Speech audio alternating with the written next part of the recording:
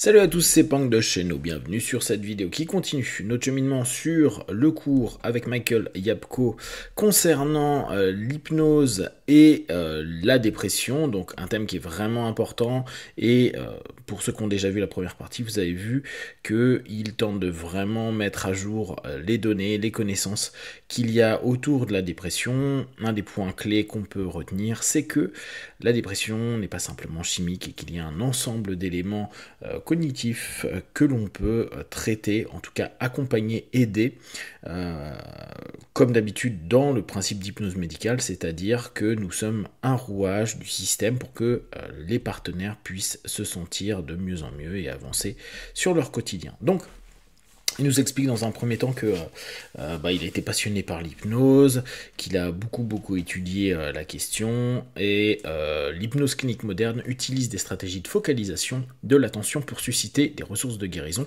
en lui donnant les moyens d'agir dans le processus.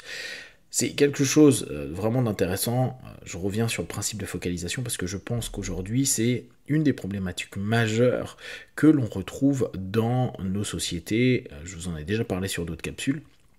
Et à venir, si on n'est plus apte à se focaliser, comme on avait déjà pu le voir, on va galérer pour les pensées complexes, mais on va aussi galérer pour se donner des choses plus simples, plus positives, plus constructives, pour réorienter son attention, etc. Donc l'hypnose, les différentes mindfulness, les différentes techniques de méditation sont d'excellentes choses pour tout le monde au quotidien.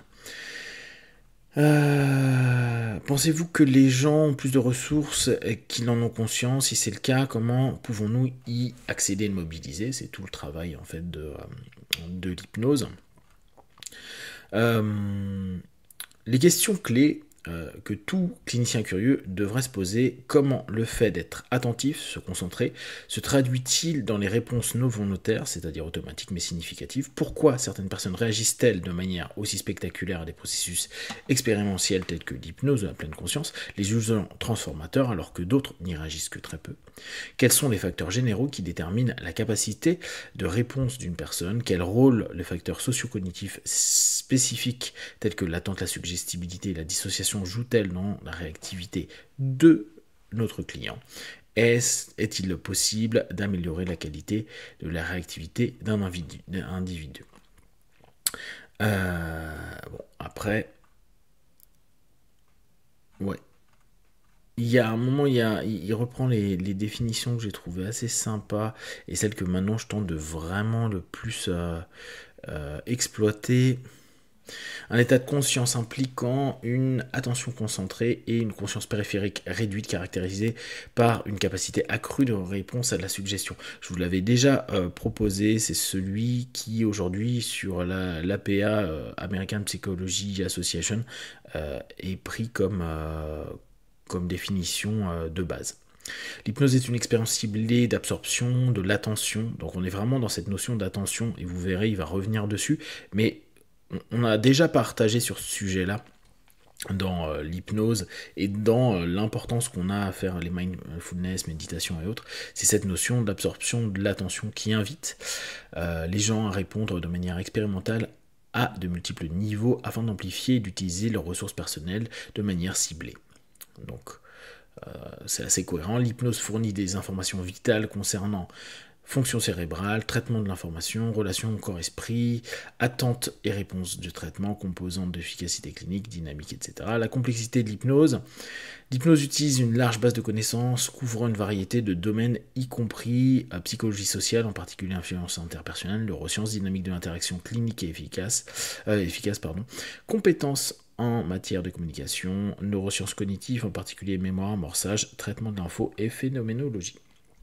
Et on revient à ce que je vous partageais avec les cours de Patricia, c'est que l'hypnothérapie médicale, on doit vraiment la prendre comme un élément qui doit associer et considérer les autres informations comme aidante pour la partie que l'on traite, nous, pendant nos séances. Les neurosciences modernes n'utilisent pas le mot trans, mais se concentrent sur l'étude de l'attention. Et là, je trouve que c'est vraiment intéressant. On revient sur cette notion. Moi, c'est un mot que j'aime beaucoup utiliser, le mot trans, communication entre le conscient et le subconscient diminuant un facteur de jugement, et donc qui amène plus d'attention, de focalisation vers un sujet. Mais c'est vrai que c'est intéressant de pouvoir se dire, ok, on va davantage aller vers l'attention. D'ailleurs, Erikson en faisait part régulièrement. L'hypnose dans les neurosciences cognitives modernes, le point de vue instrumental, les études axées sur les instruments impliquent l'utilisation sélective de suggestions expérimentales et de plus en plus de suggestions cliniques pour étudier les aspects du fonctionnement psychologique normal et anormal. Cette approche plus instrumentale permet de sonder des questions difficiles telles que la nature et la base neuronale de la conscience, les mécanismes cérébraux qui sous-tendent la perception visuelle ou la douleur, et les origines cognitives supposées des symptômes cliniques tels que la paralysie médicale, etc. Donc on s'aperçoit qu'il y a quand même beaucoup d'études au niveau neuro. Hier j'ai eu Brice en ligne et il me disait que le mari d'une de ses potes hypno américains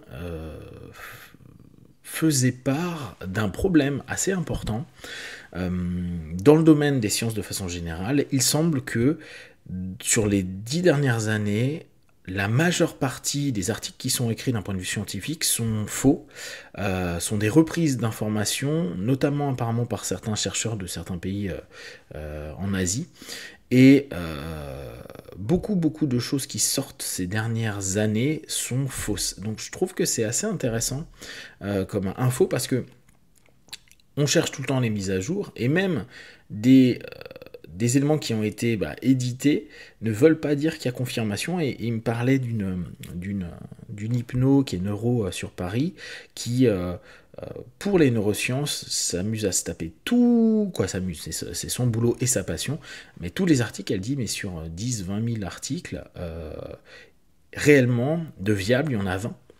Donc ça fait aussi cogiter aussi sur les infos qu'on prend, la qualité de l'info qu'on prend, et d'après ce qu'il me disait, et ça je ne le savais pas, il y a des notations sur la qualité des études. Donc si ça peut vous intéresser, si vous, comme moi, vous aimez lire des études, autant prendre des choses qui sont qualitatives plutôt que de la nouvelle information qui peut être complètement fausse.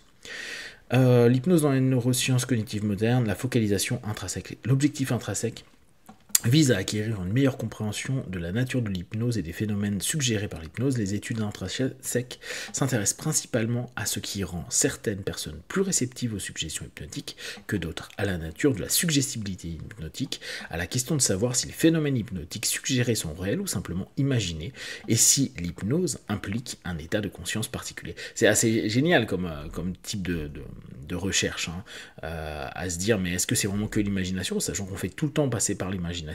Est-ce que la réalité est là? Et on sait qu'il y a beaucoup, notamment vous le verrez un peu plus tard, mais quand on parle de faire imaginer une lumière, les yeux vont avoir une réaction, donc il y a du réel qui est dedans. L'hypnose dans les neurosciences cognitives modernes, la suggestion hypnotique est de plus en plus utilisée comme outil d'investigation dans une série de domaines de recherche en neurosciences cognitives et sociales, tels que l'audition, la vision, la synesthésie, la volition, la douleur, l'attention et le conflit attentionnel, y compris la capacité d'exercer un contrôle substantiel sur un processus automatique. Question sur le cerveau en hypnose, existe-t-il des différences morphologiques entre le cerveau des personnes fortement et faiblement hypnotisables? Donc tout ça, vraiment en ce moment, il y a plein d'études dessus. Existe-t-il des différences cognitives ayant des bases neuro-psychophilologiques, etc., etc. Je ne vais pas tous vous les faire. Les neurosciences cognitives modernes ne se concentrent pas sur l'inconscient en tant qu'entité organisée, mais plutôt sur le rôle des processus inconscients qui régissent l'expérience subjective. Ce qui est toujours plus intéressant, rester sur le principe des process, nous offre la perspective des dynamiques qui se passent à l'intérieur de nous, plutôt que dans notre cartographie, de donner parfois l'idée que le subconscient et l'inconscient est quelque chose qui est une espèce de masse, une bibliothèque où il n'y a pas de vie, alors qu'en fait c'est les processus qui sont intéressants, qui nous permettent de vivre, nous subjectivement, des choses, nos perceptions entre autres. Bon, après il y a deux, trois petites choses sur les bases neurales de l'hypnose. L'amorçage, influence conscience. L'amorçage consiste à exposer des sujets expérimentaux ou des clients à des mots, des images ou même des objets dans l'environnement ou des niveaux qui échappent à la conscience subliminaux, puis à les exposer à une tâche ou une influence inconsciente peut être observée dans leur réponse. Vous savez, c'est les phénomènes dits post-hypnotiques. Donc tout ce cheminement-là est vraiment passionnant parce que ça permet de voir qu'est-ce qui déjà est en train de faire réagir les partenaires en transe. Suggéré de voir en couleur ou en noir et blanc, une étude à mener avec un PET scan de Harvard visait à déterminer si l'hypnose pouvait être utilisée pour moduler la perception des couleurs. Une série de motifs, dont certains comportaient des couleurs et d'autres seulement des nuances de gris, a été présentée à des sujets éveillés, hypnotisés. Il a été démontré que les stimuli colorés étaient traités dans une région cérébrale distincte des stimuli gris. Donc les chercheurs ont proposé de visualiser chaque image, etc. Bon, moi, je ne vais pas vous saouler avec ça. Donc ça, c'était intéressant. La pupille de l'œil s'adapte à la lumière imaginaire. Les chercheurs ont contrôlé le diamètre de pupille à l'aide de l'oculomètre infrarouge pendant que les participants voyaient puis généraient des images mentales de formes dont la luminance ou la complexité variait tout en regardant un fond gris vide. Les participants ont également imaginé des scénarios familiers comme un ciel ensoleillé, tout en regardant le même écran. Dans toutes les expériences, les pupilles des participants se dilataient et se contractaient respectivement en réponse à des objets, des scénarios imaginés, sombres, etc. Comme les participants n'étaient pas en mesure de contracter volontairement la pupille, les ajustements pupillaires observés, la lumière imaginaire constituent un argument solide en faveur de l'imagerie mentale. Et je trouve que l'expérience est géniale en tant que processus basé sur des états cérébraux similaires et qui surviennent lors de la perception. Donc ça, je trouve que c'est assez top. Bon, vous voyez, hein, le séminaire il était très très très théorique. Il y a eu un petit boulot de groupe, mais sinon, ça reste énormément de théorie, de logique et de compréhension. Et pourquoi l'hypnose peut être quelque chose de positif pour aider, soutenir les personnes qui sont dans des états dépressifs. Résumé en réponse, une lumière imaginée, les pupilles des enfants se sont contractées en moyenne 87% plus que lors de perception réelle. En réponse à l'obscurité imagée, les pupilles des enfants se dilatent 56% de leur taille. Voilà, paf paf. Alors ça j'aime bien, et puis après je vais mettre off, ouais ça fait déjà 12 minutes, et je vous ferai une deuxième vidéo. L'hypnose guérit-elle les gens? Non. L'hypnose en elle-même ne guérit rien. Et ça, c'est toujours très très important.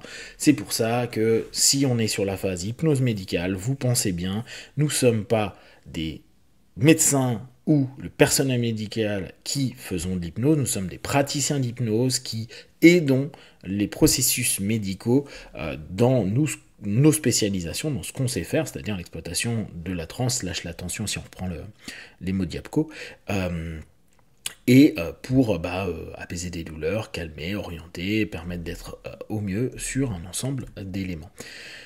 C'est ce qui se passe pendant l'hypnose, les associations nouvelles et bénéfiques que le client forme, qui a le potentiel d'être thérapeutique. D'accord? Donc l'hypnose en tant que telle ne crée pas les choses. Ça crée, si on revient sur les mots précédents, ça crée le processus qui va permettre possiblement d'avoir j'allais dire un autotraitement, mais le mot est un peu exagéré, du partenaire. Voilà sur cette première partie. Si vous avez déjà des questions et des remarques, vous les faites suivre sur Facebook, YouTube. J'apprendrai le plus rapidement possible, comme d'habitude, de tout ce que je propose. Ne prenez que ce qui est bon et juste pour vous. Testez, observez, analysez et concluez. Be one. Ciao.